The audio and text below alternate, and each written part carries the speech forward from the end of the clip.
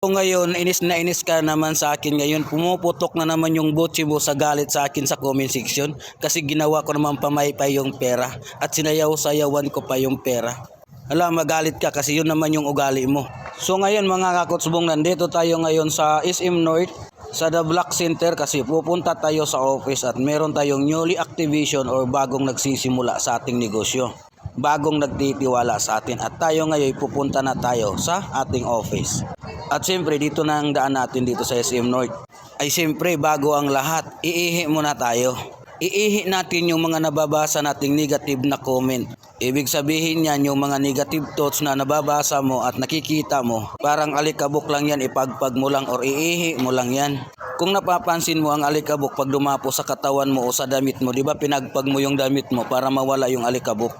Ganon din yung mga basher, yung mga taong nanlalait or ano man yung sinasabi nila sa'yo. Ipagpag mo lang yan kasi sila yung mga taong alikabok sa buhay mo. Sila yung mga taong alikabok sa pangarap mo. Kaya ang kailangan mong gawin, ipagpag mo lang sila at huwag mo silang intindihin. So ngayon mga kakutsbong, nandito tayo sa office at dumiretso tayo dito sa may coffee shop para mag-order tayo ng isang coffee kasi nga namimiss na natin ang coffee frap. Ang in-order natin cookies and cream. At pumunta kagad ako dito sa may cashier, nakita ko kagad dito na mayroong mga transaksyon, yung mga nagpipicture sa kanilang transaksyon. Yan po yung mga taong nagtitiwala sa kanila or nagsisimula. At normal na normal yan dito sa office kasi nga yan po yung tinatawag na organic way. Siyempre dahil legit yung business natin, kailangan natin mag-picture or mag-video ng transaction, isa sa patunay na nag-process ka sa office. Kaya sa mga hindi naniniwala, kumusta kayo? Ano yung pinaniwalaan nyo? Ituloy nyo lang.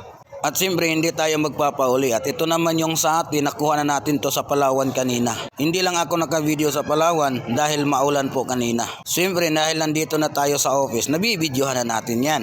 Yan po yung bagong nagsisimula sa atin or nagtitiwala sa ating online business. Akala ko ba wala nang magtitiwala? Bakit meron? Sana kaya yung nagsasabi sa akin yan?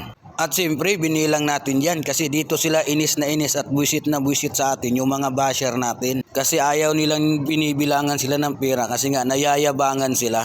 Alay, pagpatuloy mo lang yan kung ganyan talaga yung attitude mo. Tapos na yung Pasko ng 2023, after 2024 December, ganun ka pa din, negative ka pa din mag-isip. Bakit? Nauulit mo yung panahon na ganun ang mindset mo. Dahil hindi mo babaguhin yung mindset mo. Pagdating ng 2024 December, negative ka pa din. Hanggang tumanda ka, negative ka pa din. Panoorin mo na lang yung stepping ko para habang buhay kang maiinis at mabubuisit. Siyempre, ito yung mga ka-business partner natin. So, kahit after Pasko, napakadaming tao dito. Sila yung mga tao may malaking pangarap na hindi bumibitaw sa mga pangarap nila.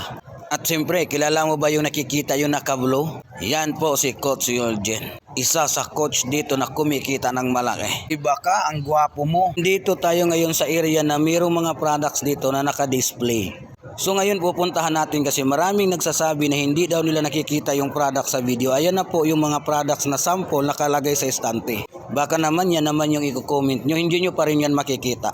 Tama ka, hindi mo talaga makikita yung product sa post ko kasi nga po, karton yung mata mo. Bunganga kasi yung pinauso mo, hindi yung mata mo. Kaya hindi mo talaga yan nakikita. So ngayon bumalik tayo dito sa may coffee shop para kunin na natin yung order. At ito na po yung kape natin. Napakasarap na cookies and cream. Hasta la vista baby. At matitikman na natin ulit. Isa sa paborito nating cookies and cream, ang Ono Cafe. Points lang po yan sa account ko. At ito na nga po, titikman na natin. Wow, napakasarap niyan. Napakindat ako sa sobrang sarap niyan. Kaya ikaw hindi ka napakindat kasi nga hindi mo pa natikman yan. Kasi hindi ka pa nakapunta rito sa office. Gusto mo matikman? Punta ka dito.